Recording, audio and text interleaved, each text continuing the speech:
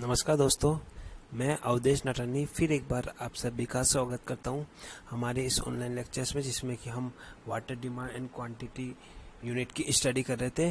जिसमें कि हमने लास्ट लेक्चर में different type of water demand और वेरिएशन इन वाटर डिमांड देख लिया था। अब आज हम देखेंगे कि जो वाटर डिमांड होती है उसको अफेक्ट करने वाले कौन कौन से फैक्टर्स होते हैं। The factor affecting water demand, पानी की मांग को प्रभावित करने वाले कारक देखेंगे हम लोग। तो इसमें अगर मैं कारक की बात करूं तो इनके पॉइंट्स की बात करूं तो सबसे पहला पॉइंट आता है समुदाय का प्रकार और उसका आकार। दूसरा पॉइंट आता है वातावरण की परिस्थितियां। तीसरा पॉइंट आता है जीवन स्तर का मानक। चौथा पानी की क्वांटिटी। वितरण प्रणाली में दबाव। निकास प्रणाली, मीटरिंग और पानी की कॉस्ट। तो ये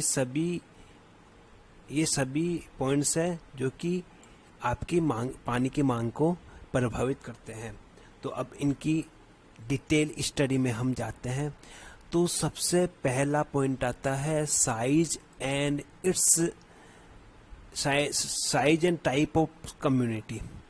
तो अगर मैं साइज और टाइप ऑफ कम्युनिटी में बात करूं तो देखो, जितनी बड़ी कम्युनिटी आप चाहे एक समुदाय को ले लो, चाहे आप एक समाज को ले लो, चाहे एक कॉलोनी को ले लो, चाहे आप एक सिटी को ले लो।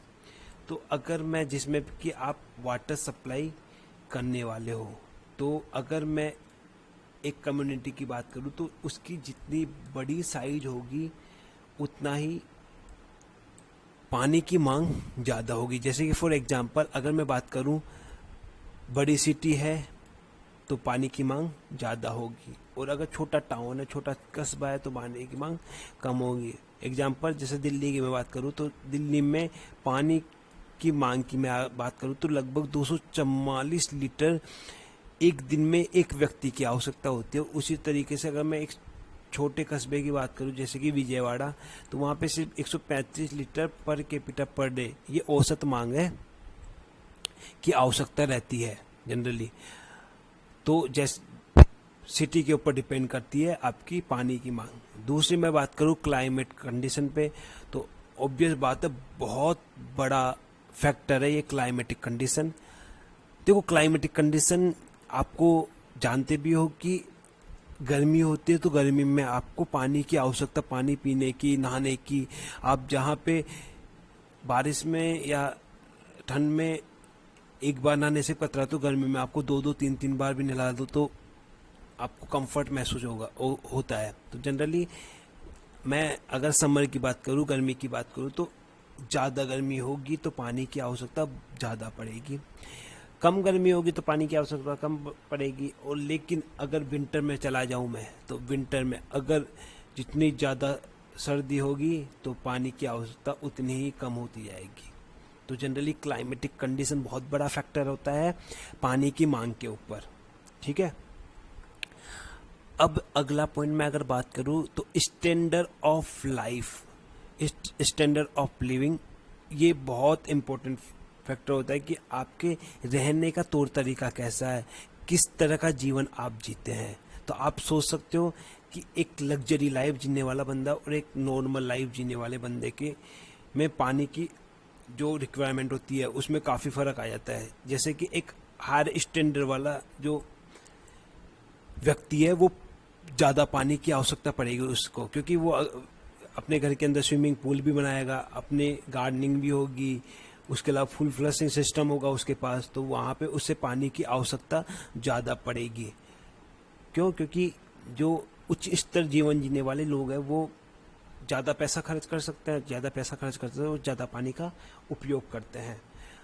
सिमिलरली इसका वाइस वर्सा हो जाता है कि जो लोअर टाइप की लिविंग स्टैंडर्ड रखते हैं वो ऑब्वियस बात है कम पानी की आवश्यकता पड़ती है उन लोगों को। अब अगला पॉइंट आता है क्वालिटी ऑफ वाटर, पानी की गुणवत्ता। तो ये बहुत बड़ा फैक्टर है कि पानी की गुणवत्ता जैसी होगी पानी की मांग भी वैसी होगी।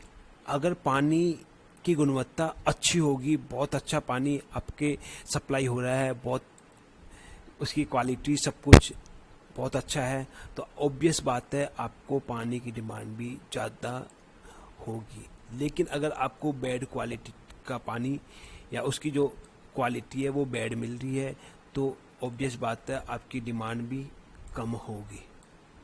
ठीक है, क्योंकि जो अच्छा पानी होता है उसको यूटिलाइज करने में ज़्यादा आनंद आता है, तो लोग ज़्यादा पानी यूज करते हैं। लेकिन जिसकी क्वालिटी अच्छी नहीं होती है, लोग जनरली उसको कम यूज करने में ही अपनी भलाई समझते हैं।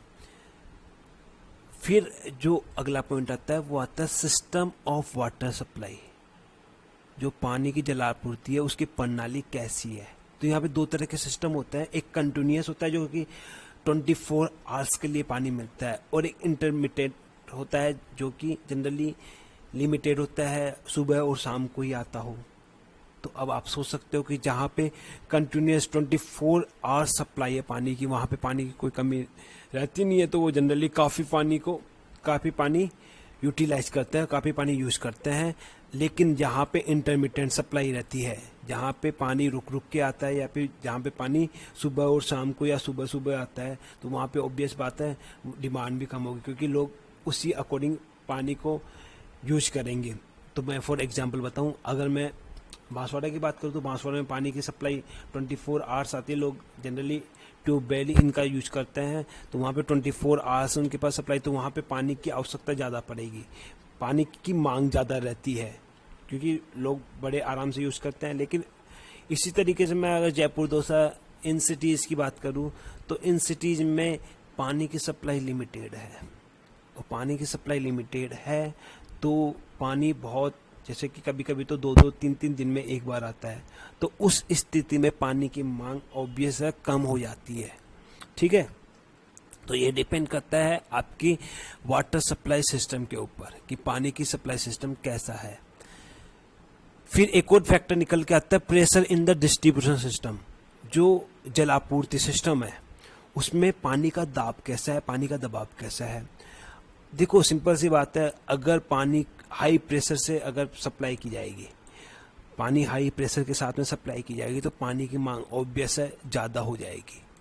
ठीक है, आप इसमें एग्जांपल देख भी सकते हो कि नल जितनी स्पीड से आ रहा है पानी उतना ही यूटिलाइज करते हैं लोग। यहाँ पे अगर प्रेशर लो है तो पानी की डिमांड ऑटोमेटिकली कम हो जाती है। उसका आप एक एग्जांपल देख सकते हो, एक शावर है, ठीक है, एक मीडियम रेट का शावर है और एक हाई फ्लो रेट का शावर है। तो आप यहाँ पे देख सकते हो, यहाँ पे अगर लो प्रेशर है पानी का तो पानी की जो मांग है वो कम हो जाती है, लेकिन जैसे जैसे प्रेशर बढ़ता जाता है पानी की मांग बढ़ती जाती है। ठीक है, तो ये डिपेंड करता है आपके वाटर सप्लाई सिस्टम में आपके पानी का दाब कैसा है, पानी का दबाव कैसा है। तो ये भी बहुत इंपॉर्टेंट फैक्टर हो जाता है। इसके बाद में अगर मैं 7th पॉइंट की बात करूं तो ये आ जाता है सीवरेज सिस्टम। आपका जो सीवरेज सिस्टम है वो आपकी जो कम्युनिटी है उसमें लगा हुआ है या नहीं है, ये डिपेंड करता है आपके पानी की मांग को बढ़ाने और कम करने में। अगर आपके, जैसे कि आप जानते हो कि एक सिटी होती है उसके अंदर सीवरेज सिस्टम लगा होता है और एक गांव होता है और वहाँ पे कोई इस तरह का सीवरेज सिस्टम नहीं लगा होता है, तो सिटी में पानी की मांग ज़्यादा हो जाती है जबकि गांव में पानी की मांग कम हो जाती है। तो ये डिपेंड करता है कि आपका सीवरेज सिस्टम है या नहीं है। तो ऑब्वियस है सीवरेज सिस्टम होने से आपके पानी की मांग बढ़ती है। अब पानी की मांग कहाँ बढ़ती है, जनरली सीवरेज सिस्टम होने से आपको यूरिनल प्लस करने के अंदर, WC साफ करने के अंदर यहाँ पे आपको पानी की आवश्यकता हो जाती है। ठीक है, अब मैं अगला पॉइंट बात करूँ मीटरिंग। ये बहुत इंपॉर्टेंट हो जाता है कि आपके घर में अगर पानी का मीटर लगा हो जो कि पानी की खपत को रिकॉर्ड करता है और अगर उस पर चार्ज देना पड़े तो ऑब्वियस है कंज्यूमर पानी कम यूज करेगा। लेकिन अगर कोई तरह का मीटर नहीं लगा हुआ है, कोई तरह की मीटरिंग सिस्टम नहीं है, तो कंज्यूमर पानी को ज़्यादा यूज करेगा। तो ये एक बहुत इंपॉर्टेंट हो जाता है आपका मीटरिंग फैक्टर कि अगर पानी सप्लाई जो आपके घर में आ रहा है उसमें अगर मीटर सिस्टम लगा हो, पानी की खपत को नोट कर रहा हो और उस खपत के अकॉर्डिंग आपको चार्ज देना पड़ रहा हो, जैसा कि आप लोग जनरली इलेक्ट्रिसिटी में भी देखते हैं, तो वहाँ पे फिर आपका जो वाटर डिमांड है, जो पानी की मांग है, वो डायरेक्टली कम हो जाती है। और अगर आपको किसी तरह का पानी का कोई चार्ज नहीं देना पड़ रहा है, कोई मीटरिंग सिस्टम नहीं लगा हुआ है, तो आप उसको बड़े आराम से पानी यूज करते हो और वहाँ पे पानी की जो मांग है, डिमांड है, वाटर डिमांड है, वो बढ़ जाती है। और ये मेरा लास्ट पॉइंट है, कॉस्ट ऑफ वाटर। तो आप इसको जनरली सिंपल सा ऐसे समझ सकते हो, जैसे इलेक्ट्रिसिटी में आपको जितनी बिजली की रेट होगी उतनी ही आप कम बिजली यूज करोगे, और जितनी ही बिजली की रेट ज़्यादा होगी आप उतनी ही, जितनी बिजली की रेट कम होगी उतनी आप बिजली ज़्यादा यूज करोगे। तो सिमिलर यहाँ पे हो जाता है, पानी की रेट ज़्यादा है तो डिमांड कम हो जाएगी, और अगर पानी की रेट कम है तो डिमांड ज़्यादा हो जाएगी। तो ये भी डिपेंड करता है आपको कितनी कॉस्ट देनी पड़ रही है।